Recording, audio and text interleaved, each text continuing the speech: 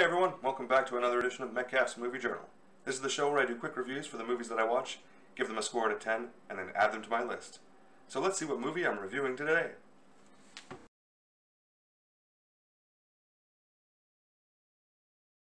On May 18th I watched Stand Up Guys, which came out in 2012. And sometimes just getting a bunch of talent on the team isn't enough to win a championship. And sometimes getting a group of big name actors together isn't enough to save a terrible movie. But I do think if the plan is to just hire big names and worry about nothing else, then the best way to do it has got to be hiring those actors to do another simple version of what has worked so well for them in the past. Adam Sandler might be the true pioneer of this movement, but it's worked well for a lot of other actors too.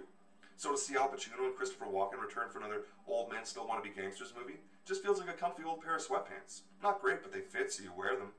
The story follows Pacino's character Val as he gets out of prison after doing time for not snitching on the mob boss Claphams, played by Mark McGallis, who has now hired Walken's character Doc to kill his best friend Val.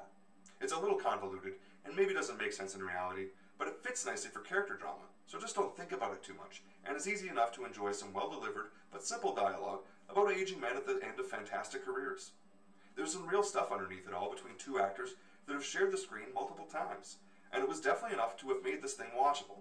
Sadly though, there was hardly any foil or foe for them to work with, since the whole conflict was more about Doc's internal struggle, just trying to decide whether or not to kill his best friend.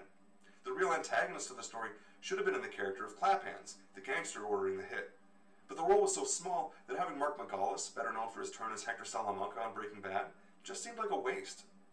All the stakes in the world could have been put against the character of Doc, and it still would have been impossible for me to believe that he was ever going to kill his best friend. A more fleshed out version of the henchman Larry, played by Bill Burr, would have helped a lot too, but it was super disappointing to see him wasted in the same way. I do think there could have been real potential in Bill Burr as a villain, so I hope he gets another shot.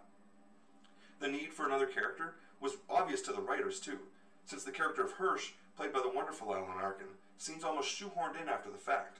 And it's never good when it feels like characters are being introduced and written in and off so quickly just to fill the runtime. I think that in that way a good writer wants to be like a good referee. When you do your best work, it goes unnoticed and makes the thing feel like it's playing out naturally and unimpeded by their interference. And I just think the puppet strings are a little too visible in this one. Most people will probably easily recognize this as the cheap, already done, easy to digest movie that it is. So it's an easy one to watch in that way. Still, Al Pacino and Christopher Walken putting out middle-of-the-road performances for them is still better than most actors will ever be. So it's a bit like watching Ollie or Jordan at the end of their careers.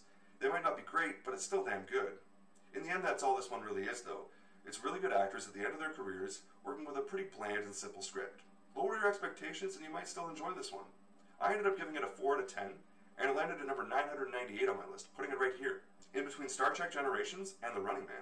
And as always, thanks for watching. Hey everyone, thanks for watching another edition of Metcalf's Movie Journal. Be sure to click like and subscribe for new videos every week. And if you have a movie that you really want me to watch, be sure to drop me a comment.